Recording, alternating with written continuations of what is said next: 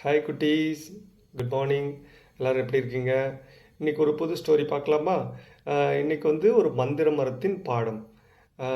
ஒரு கிராமத்தில் வந்து ராமு, முருகன் 2 பேரும் இருந்தாங்க. அவங்க 2 பேரும் ஸ்கூலுக்கு போயிட்டுருந்தாங்க.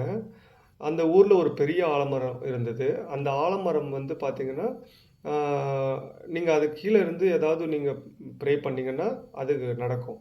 அப்படிங்கிறது அந்த கிராமத்தில் எல்லாரும் நம்பினாங்க. ஆ ராமு முருகன் வந்து ஒரு நாள் அந்த மரத்துக்கு கீழ போய் நின்னுட்டு, எனக்கு ஒரு சைக்கிள் வேணும் அப்படின்னு ப்ரே பண்ணாரு. ஆனா அது நடக்கல.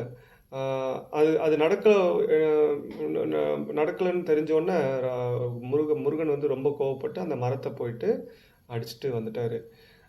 அப்புறம் ராமு போயிட்டு அந்த மரத்துக்கு கீழ நின்னு, அம் "என் அம்மாவுக்கு வந்து உடம்பு சரியில்ல. அது சீக்கிரமா சரியாகணும்."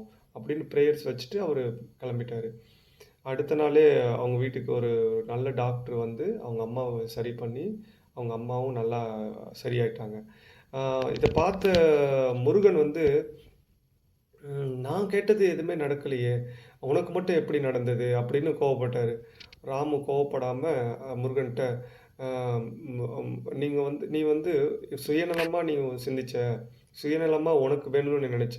ஸோ, அதனால அந்த விஷயம் வந்து உனக்கு நடக்கல. நீ சுயம் இல்லாம மற்றவங்களுக்கு நல்லது நடக்கணும்னு நெனச்சீன்னா, கண்டிப்பா அது நடக்கும்." அப்படின்னு சொன்னாரு. அத கேட்டோனே முருகன் மனமும் மாறிடுச்சு. மாறுனோனே அவரு போயிட்டு அந்த மரத்துக்கு கீழ நின்னு, "என் நண்பர் வந்து நல்லா இருக்கணும். ராமு வந்து நல்லா இருக்கணும்." அப்படின்னு ப்ரே பண்ணிட்டு கெளம்பிட்டாரு. அந்த ப்ரே பண்ணதுக்கப்புறம் அ முருகனோட அப்பாவுக்கு ஒரு நல்ல வேலை கிடைச்சது. அவரு அவரும் முருகனுக்கு வந்து ஒரு சைக்கிள் வாங்கி குடுத்தாரு. இந்த ஸ்டோரிலேருந்து என்ன தெரிஞ்சுக்கலான்னா,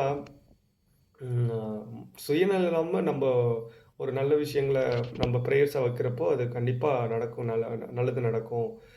மற்றவங்களுக்கு நல்லது நினைக்கிறப்போ, அ நம்மளுக்கு நல்லது நடக்குங்கிறது இதுலேருந்து தெரிஞ்சுக்கலாம் குட்டீஸ். ஓகே, பாய்.